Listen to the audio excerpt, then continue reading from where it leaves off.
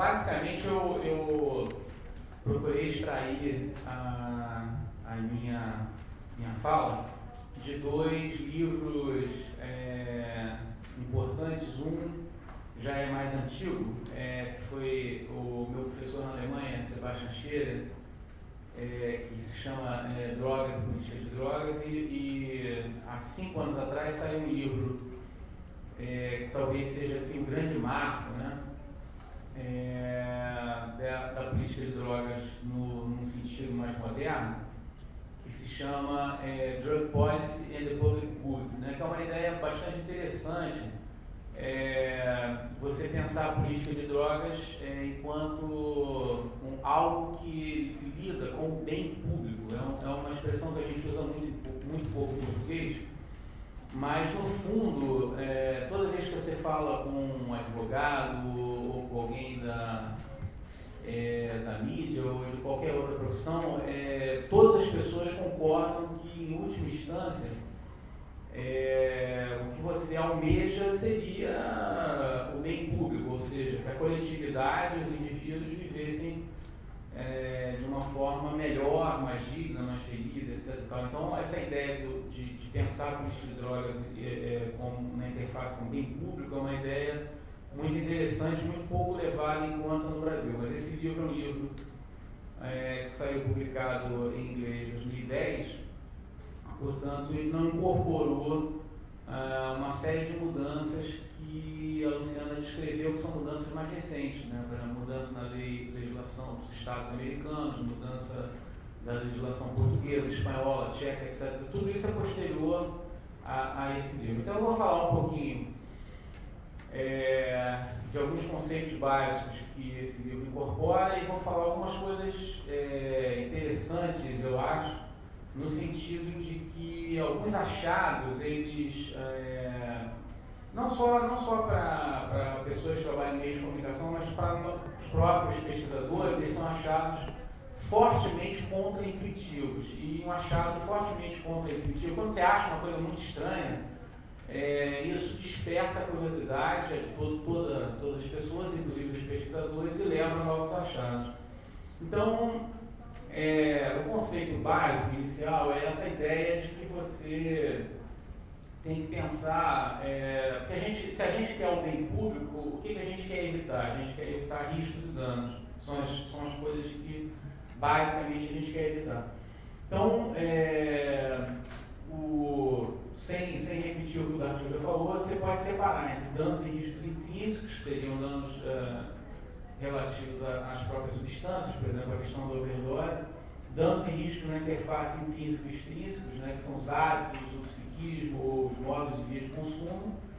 E uma coisa que se fala pouco, mas que vem desde essa época do livro Scherer, daquela década de 80, se não me engano, que são os danos e riscos secundários à política de drogas. Quer dizer, não só você tem danos e riscos secundários ao uso de drogas, aos usos de drogas, mas você tem danos e riscos secundários à própria política de drogas.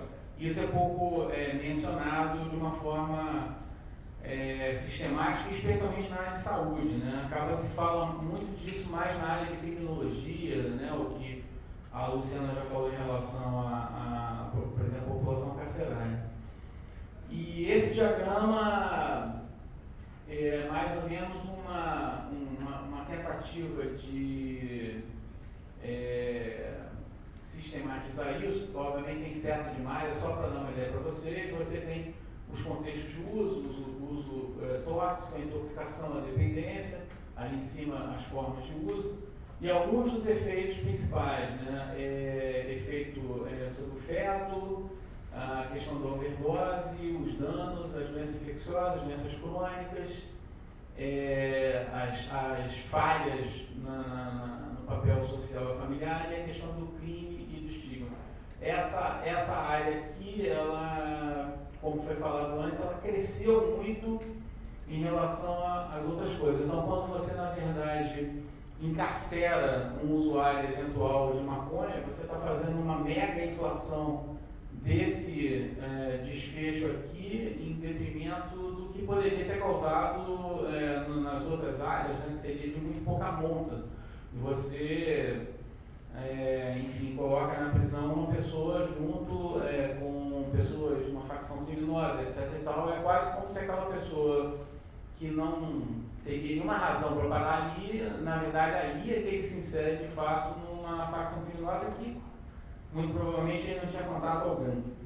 Essa escala do Dutch eu não vou falar, está bem mais feia que a do artigo, sem cor, mas é basicamente isso, né? Eu acho que a questão básica que você extrai quando você vê uma escala como essa, com base científica, é que a separação entre drogas lícitas e ilícitas, ela não guarda relação objetiva com os danos determinados pelas diferentes drogas. Então, o primeiro, né, como vocês podem ver, essa é uma outra escala, mas está a heroína, né? Acho que aí é só as ilícitas. Ela está lá no início e, por exemplo, a cannabis está no meio, no entanto, as pessoas costumam misturar a coisa, o álcool, por exemplo, é muito mais danoso que a cannabis, etc. Então, acho que é um consenso hoje mundial, não, essa é apenas uma das possíveis escalas, mas o fato é de que a classificação de drogas que a gente utiliza na prática não guarda nenhuma relação com o potencial de danos e riscos associados às drogas.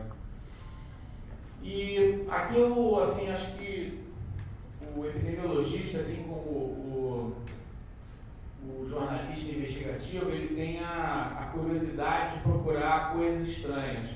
Essa é uma das coisas estranhas que motivaram uma série de pesquisas nos Estados Unidos. Então, esse é um trabalho clássico, né, da década de 90, que procurou elucidar um paradoxo bastante estranho, né, de que todo mundo esperava, quando começou a infecção pelo HIV a se disseminar e também as hepatites, que os diabéticos insulino-dependentes, que são diabéticos mais graves, né, que a gente chama de diabetes tipo 1, pela própria deficiência de imunidade, pelo uso de seringas de forma constante, já que eles precisam se auto-administrar a insulina, eles teriam taxas mais altas de infecção.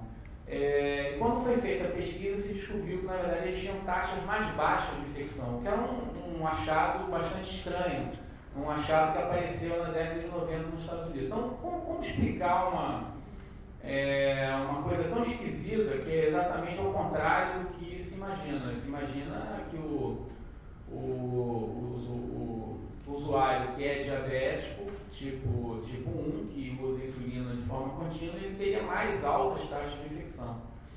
E o que se verificou que foi se estudar pela primeira vez o efeito da proibição, e isso é interessante que pouca gente se dá conta disso, não sobre a substância em si, mas sobre as maneiras de administrar. Então, isso é uma característica que no Brasil não é tão claro, mas nos Estados Unidos você tinha leis chamadas Paraphernalia Laws, Possession Laws e Acquisition Laws, né, que proibiam as pessoas de adquirir seringas e agulhas.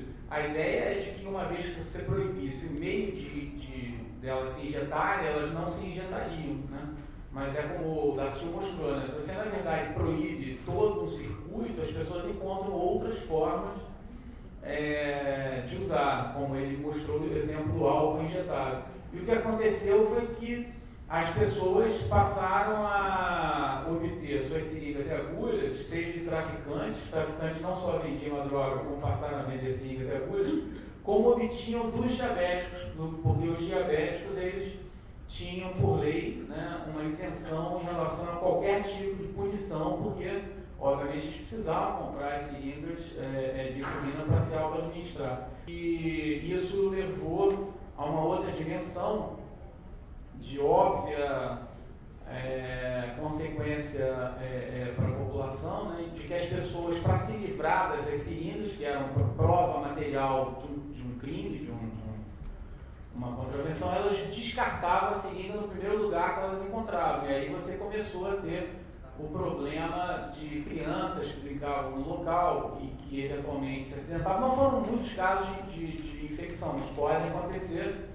Então você vê que uma medida proibicionista que não é relativa à substância substância em si, mas sim aos meios de injeção, gerou toda uma cadeia extremamente complexa, de mais infecções, mais problemas, descarte indevido, e aí o que aconteceu foi que saiu na imprensa americana a questão exatamente disso, né, das crianças que brincavam em parques, etc. e tal, onde as seringas tinham sido descartadas. Então, é um raciocínio que acaba pegando a consequência, não é que a consequência não exista, mas o que o jornalismo investigativo tem que fazer, o legislador tem que fazer, é recontar a história do início, né? Por que aquela seringa foi descartada num parque, né? Por toda essa trajetória que você tem que investigar. Então isso levou uma mudança importante na legislação americana, isso também é da década de 90. O Maine, né? Quem falou inicialmente no Maine é o Henrique Carneiro. O Maine é um estado, eu morei pertinho do Maine, é um estado frio pra caramba, tem muita lagosta e também muito conservadorismo, é um estado complicado. E eles verificaram que o pessoal, apesar da descriminalização, os farmacêuticos se recusavam a vender a seringa estéril, né, a pessoas que eles achavam estranhas, pessoas, sei lá, o cara meio cabeludo, tatuado, enfim, eu não sei qual era obviamente sempre tem um componente de racismo e discriminação e tal, e o fato é de que não é automático, né, e eu acho que todo mundo aqui sabe disso, toda vez que você muda a legislação sem mudar a cultura, não necessariamente a legislação se transforma numa mudança efetiva, né? Mas, de qualquer jeito, a mudança da legislação americana foi progressiva, atingiu todos os estados, e hoje em dia você também tem os programas de troca de seringa, de forma que esse panorama nos Estados Unidos mudou substancialmente. Mas é só para mostrar que a partir de um evento estranho, você faz todo um fio, né, de condutor até chegar a entender um fenômeno complexo. Vou passar isso aqui, porque é basicamente a mesma coisa, e também para a gente ser mais rápido. Depois, eu prometi a Julita não traduzir a coisa dos outros, porque não pedi autorização, mas assim, parafrasear e fazer coisas mais curtas, porque na verdade eu tirei dos originais, até para vocês verem que de fato isso foi escrito, mas assim, eu me comprometo a fazer uma coisa mais rápida e mais simples. Esse é um achado interessante, é o chamado achado, outro achado contra-intuitivo. Na época que eu morei na Alemanha, em 93, além dos programas de troca de seringa, foram instaladas as primeiras máquinas de troca de seringa. O que é uma máquina de troca de seringa? Você colocava a sua seringa usada e essa máquina recolhia, né, quer dizer, absorvia essa seringa usada e te devolvia uma seringa estéril. E o que eles encontraram quando eu estava na Alemanha, e na época ninguém sabia a resposta, só veio se saber depois, novamente um trabalho que juntou o trabalho jornalístico com o trabalho epidemiológico e o trabalho etnográfico, de que todas as estimativas que foram feitas na época, em termos de uso das máquinas, elas estavam erradas. Isso foi uma constatação interessante. As máquinas eram muito mais usadas do que todas as estimativas feitas pelo Departamento de Saúde Pública da cidade que eu morei, que é Hamburgo, mas isso aconteceu em várias cidades. Então é bastante engraçado que isso gerou uma coisa que, obviamente, você tem usuários que ninguém conhece, pessoas que você não acha, pessoas que não estão em contato com serviços, mas o mais interessante dessa coisa toda foi aparecer um grupo que ninguém imaginava que era um grupo que ia aparecer nessas máquinas, que na época, não sei qual é a palavra em alemão para fominha, mas eu botei como fominha, né? É o rato de academia, ou fominha de academia. Eram as pessoas que estavam indo às academias, foram as primeiras reportagens sobre bodybuilders, né, que a gente hoje em dia chamaria de malhadores ou alguma coisa parecida, que usavam esteroides injetáveis e compartilhavam essas seringas para uso de injetáveis, e com isso estavam apresentando taxas muito altas de infecção. É interessante, né? Porque ao mesmo tempo aquela pessoa era tida como modelo de saúde, né? Pessoa forte e tal. Hoje em dia se sabe que isso é bastante falso, mas vocês têm que raciocinar que as reportagens sobre isso no Brasil, por exemplo, elas datam de 5 anos atrás. Isso eu estava na Alemanha em 1993. Então não se falava nessa questão dos bodybuilders, do malhador e todos os efeitos adversos do uso de esteroides. Isso, obviamente, hoje em dia ganhou a imprensa, vários casos famosos, né? Teve aquele cantor, acho que Netinho, se não me engano, foi internado, enfim. Isso ganhou a mídia, mas isso tem 5, 8 anos que se começou a falar não só da questão intrínseca, como da questão extrínseca de risco de você compartilhar.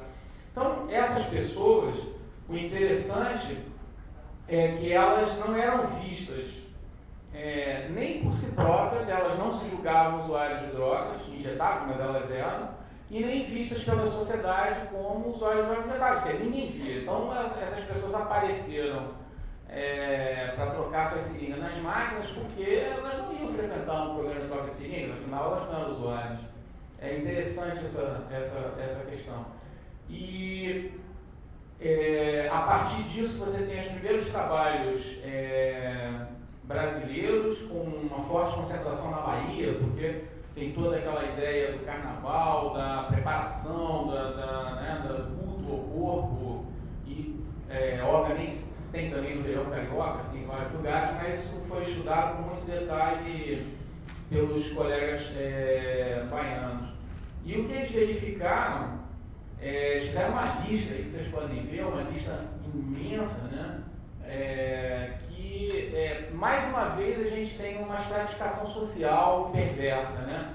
Enquanto as pessoas de classe média consomem remédios para uso humano, embora façam muito mal, nas academias populares eles encontraram basicamente o uso de produtos veterinários, porque são mais baratos, não são sujeitos praticamente a controle nenhum, e depois, muitos anos depois, foram noticiados pela imprensa alguns casos de morte por uso de produtos veterinários, o que é mais ou menos simples de você entender, né? Você tem um cavalo de 450 quilos, por mais que o cara seja um malhador, vamos dizer que ele tenha 100 quilos, ele é um quarto de um cavalo. Se ele usa a dose feita para estimular um cavalo, muito provavelmente ele vai ter uma situação de overdose, porque é 4 vezes e meio o peso dele, né? Então, várias pessoas vieram a ter problema, e isso tem um divisor de classe que a gente quase nunca enxerga, mas o produto veterinário, que é mais barato, mais acessível e tal, é muito mais danoso do que o produto de uso humano, por razões óbvias, né? Um é feito para uso humano, o outro é feito para uso veterinário. Então, basicamente é isso. Eu vou pular, porque também está muito longo. Uma coisa interessante é falar sobre o mercado. A gente fala pouco sobre o mercado. Na verdade, o mercado é sempre um funil. Está muito feio esse funil, mas é basicamente para dizer o seguinte: você tem uma parte ali em cima que são os produtores, você tem uma parte aqui embaixo que são os consumidores, e você tem uma parte aqui no meio que são os distribuidores, ou mercadistas, os varejistas do mercado. E você tem uma coisa fininha ali no meio, como Dona Ampulheta, que são realmente o que a gente poderia chamar de pessoas que gerem o crime organizado, né? Tem mais 10 minutos, tá bom? Então, o que acontece com as ações repressivas? Elas basicamente dizem respeito às duas pontas do funil e não mexem em nada no meio do funil. Então, no fundo, elas são inteiramente inócuas, né?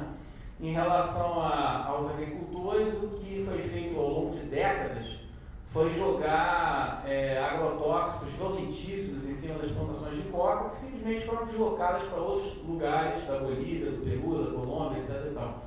Em relação aos consumidores, a Luciana já contou a história, eles vão presos sob a forma de traficante. O pequeno varejista é o que a polícia pega todo dia, que é para mostrar a produtividade, até porque ele é mais fácil, né? Quando você mexe realmente no miolo, você mexe na estrutura, mas isso acontece de 20 em 20 anos, né?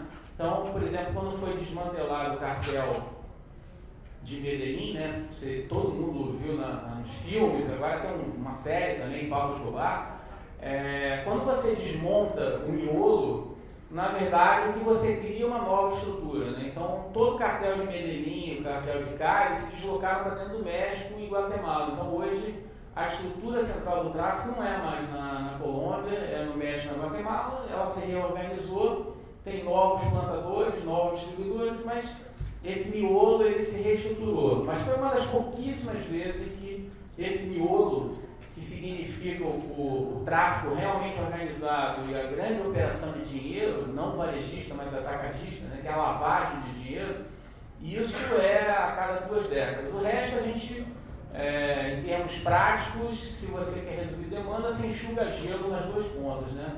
Você prende consumidores e você fumiga produtores. Bom, o mercado, essa é a última parte que eu vou falar, o mercado ele tem se transformado de uma forma dramática, né? O Dartil falou aqui na questão dos bens executivos e esse aqui é um outro problema que não é tão relevante no Brasil como nos Estados Unidos. Vocês veem um sujeito extremamente feliz, né? Dizendo, não consigo prosseguir no meu dia sem ele. Sem ele aqui é o Oxycontin, que é um analgésico absolutamente abusado nos Estados Unidos com base opiácea. Então isso formou uma difusão velocíssima de Oxycontin nos Estados Unidos, e é interessante que eles fizeram uma nova formulação de Oxycontin que não se consegue manipular e essa nova formulação ela tem um preço baixo. Um dia alguém num laboratório caseiro, porque hoje em dia a maioria das coisas são laboratórios caseiros, vai descobrir como manipular essa nova formulação. Mas por enquanto, o velho Oxycontin custa $2,5 por miligrama e o novo Oxycontin vale 50 centavos, simplesmente porque dá mais trabalho transformar o novo Oxycontin em substância de abuso. Mas o fato é de que, então, toda vez que você pensa em qualquer substância psicoativa, a questão básica é regular. Não importa se o mercado originalmente é ilícito ou se ele é ilícito. O fato é que você tem que encontrar formas de regular. Nesse caso aí, a captura de um mercado ilícito por uma substância de uso lícito, que é um analgésico. Uma segunda transformação do mercado. Essa é uma transformação inversa, né? Que está funcionando em várias partes do mundo. É a captura de uma fração do mercado ilícito por uma atividade ilícita em vários locais, na Espanha, etc. e tal, no Uruguai, que é você tirar da mão do traficante cultivo de maconha, vocês estão vendo aqui, hidropônico, etc. e tal, e você partir para o cultivo de caráter pessoal. Quais são os riscos dessa questão? São os desafios para a regulação, né? Os desafios para a regulação são manter a questão do conteúdo dos produtos, prover as pessoas de informação adequada, não fazer propaganda, quer dizer, não existir uma propaganda ativa desses produtos, definição de faixa de consumidores. O Dartil mostrou alguns inconvenientes, por exemplo, pessoas que têm um histórico de psicose, mulheres grávidas, pessoas muito jovens, etc. e tal. E uma manutenção de escala pequena e média, evitando a conglomeração. Toda vez que você tem conglomeração em economia, você cria um grande trust. Então, não acredito que tirar da mão do traficante, fazer um trust, uma holding da maconha, uma super maconha Inc., sei lá, não creio que seja a solução. Mas se você contrapuser isso ao mercado ilícito, você vai ver que, na verdade, no mercado ilícito ninguém sabe o que ele está usando. Esse é um problema extremamente complicado, né? Então, esse é um trabalho recente sobre o bazuco, que é um derivado da cocaína. E só para mostrar para vocês, é tão bizarra essa questão de que as concentrações de cocaína encontradas nessas amostras de bazuco vão desde menos de 10% até 70% de cocaína, ou seja, ninguém faz a menor ideia do que está usando. E o que tem dentro do bazuco é de tudo um pouco. Tem cafeína, tem pó de vidro, tem gesso, tem, sei lá, farinha. Dizem que não põe açúcar, porque o açúcar está com uma cotação mais cara que a cocaína, então não vale a pena adulterar. Mas tudo que for mais barato e render é colocado. Então, só para vocês terem uma ideia de que as pessoas que estão consumindo esse tipo de produto na Colômbia estão, na verdade, consumindo as coisas mais variadas possíveis. Inclusive até cocaína, mas um pouco de cada coisa. Basicamente, o que é uma droga? Né? Só para droga é tudo que é definido enquanto tal pelas convenções internacionais. Isso é o que é uma droga. O que a convenção disser que é uma droga, é uma droga. O que a convenção disser que não é uma droga, é qualquer outra coisa. Isso é uma tabulação da ONU, são dezenas, centenas de tabulações, peguei só uma. Em tese, qual é a base dessas tabulações todas? A base das tabulações é a toxicologia, seria a análise do conteúdo. Como eu mostrei em relação ao bazuco, as listas não têm nenhuma relação com o conteúdo. Como vocês viram, o conteúdo pode variar entre 4% e 70%. Aí, para terminar aqui, a última parte é sobre uma coisa que já começou a aparecer na mídia brasileira, mas ainda de forma muito tímida, que são chamados de legal highs. Já tem algumas primeiras publicações, eu vi assim esparsas, mas os legal highs são todas essas fotos que eu tirei do Google, tem centenas de coisas chamadas legal highs. Legal highs basicamente é uma substância que, como não é detectada ou tipificada por nenhum tipo de análise toxicológica, ela pertence a um limbo, ela não é nem ilícita, nem nada. Ela, na verdade, é uma substância a ser classificada algum dia por algum produto. Mas quase sempre que você tenta classificar, as pessoas mudam quimicamente. Hoje em dia é muito fácil na internet, você tem como manejar essas substâncias, então elas pertencem a uma terra de ninguém. Um exemplo bem típico são as catinonas, né, como o Dartil mostrou as anfetaminas. Se vocês olharem lá, a anfetamina, a catinona e a metanfetamina são praticamente primos irmãos.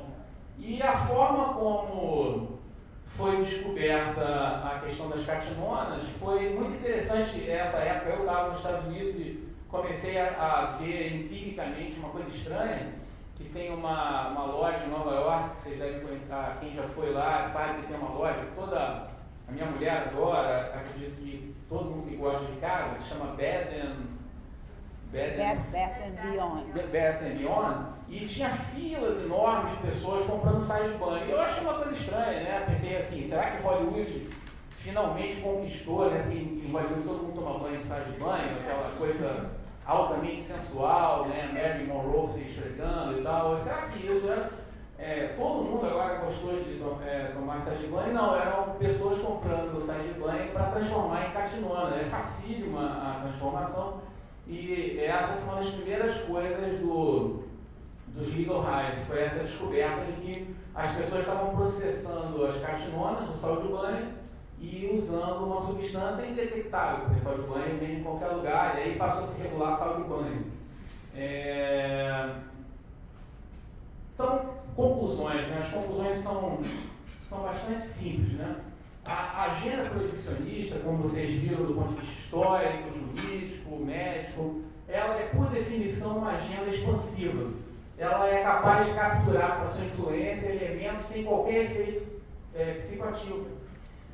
Os mercados ilícitos, eles têm composição complexa no formato de ampulheta, sendo pouco ou nada relevante em termos de adição de oferta à pressão habitual sobre as extremidades, ou seja, o produtor e o consumidor final.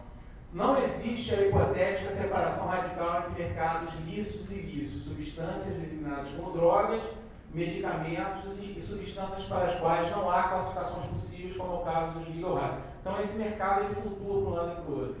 A dinâmica da invenção e produção de novas substâncias por manipulação química simples, disponível para o não especialista, tornará em poucos anos o atual sistema obsoleto por si só, independente do que nós fizermos. Então, seja lá o que a gente fizer, as modificações existirão. Hoje em dia, você, numa cozinha caseira, fabrica um sal de banho, transforma em catinona, e as pessoas estão um pouco se lixando, tanto para o mercado, como para a proibição, como para qualquer outra coisa, elas simplesmente fabricam seus produtos. É melhor e mais prático, tentar regular o mercado por meio de medidas de fato regulatórias clássicas, né? Como a gente faz em relação aos demais produtos, alimentos, por exemplo, ainda que elas sejam claramente imperfeitas e sujeitas a reformulações permanentes. Então, toda hora vocês sabem que muda a regulação de alimentos, vem novos rótulos, diz que ali tem gordura trans, tem não sei o que, mostra que o Oreo, né, que era o ídolo das crianças, quando eu era mesmo criança, depois se transformou no capeta, né, no demônio, que todo mundo, Oreo, né, aquele biscoitinho de chocolate, é gostoso, mas está cheio de gordura trans, não era anunciado. Então, mas enfim, essa é a forma como a gente regula as outras coisas, né? A mesma questão diz respeito aos fármacos, etc e tal. É melhor você regular, ainda que de forma imperfeita, do que simplesmente o que a gente tem hoje com uma absoluta falta de regulação, um caos, né? Como o Datil falou, você faz uma pesquisa, eu também já tive essa experiência, eu queria fazer uma pesquisa toxicológica de cocaína, para eu não ser preso como traficante, eu passei por tantas instâncias que eu desisti, já vi que não tem nenhuma vocação para traficante, mas acabei não fazendo a análise toxicológica que eu queria fazer, mas é fácil você comprar por via ilícita, mas é difícil você conseguir trabalhar de forma ilícita. E aí, voltando um pouco ao que o Henrique falou, né?